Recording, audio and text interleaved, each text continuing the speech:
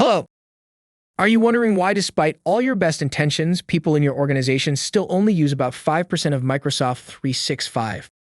Let's take a moment on this. Having your users to truly adopt Microsoft 365 is more than just a technical change or a project that needs to be undertaken. It requires both administrators and end users to adopt a new standpoint about what is probably their main tool in their day-to-day duties.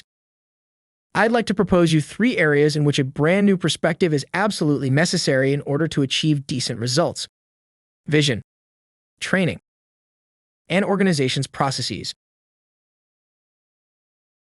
A few years ago, when Microsoft 365 started taking over the legacy desktop applications, it looked like a natural replacement. The simple continuity plus a few features. The issue is, Microsoft 365 is nothing close to a mere software. It is a cloud-based productivity environment with a large variety of services, and it simultaneously targets both users and administrators. This environment requires a level of management that is all new, part of which is even directly related to business requirements, which have very little to do with an IT focus. The gap was so difficult to appreciate beforehand that most organizations have started their implementation with an unclear vision. Training. Microsoft 365 exposes people to a whole lot of new features and technologies mostly new to them. Tools like Teams are new for everyone. Tools like SharePoint is now available to end users who are to become some sort of SharePoint admin overnight. The level of training induced by the introduction of Microsoft 365 environment is not only deep, but it's also very wide. Everybody is exposed to areas of expertise that are new to them. Additionally, Microsoft Suite is not a product anymore. It is a service that receives constant evolutions. So both administrators and end users have to find a way to stay current on the tools. This means that organizations need to reinvent the way new employees are onboarded in their IT environment and how they keep developing their skills. In most cases, this need for training has been largely underestimated and hardly addressed. Processes.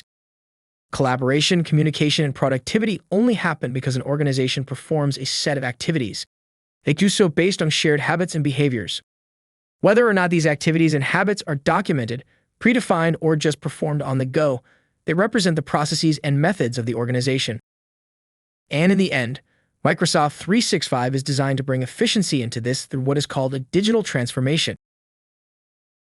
However, what is often the case is that trying to set up a tool upon a process will magnify any gray area in that process and bring questions like, why do we do things this way? Do we always do this? And this is just a few questions that can arise when trying to leverage Microsoft 365 capabilities in someone's daily business.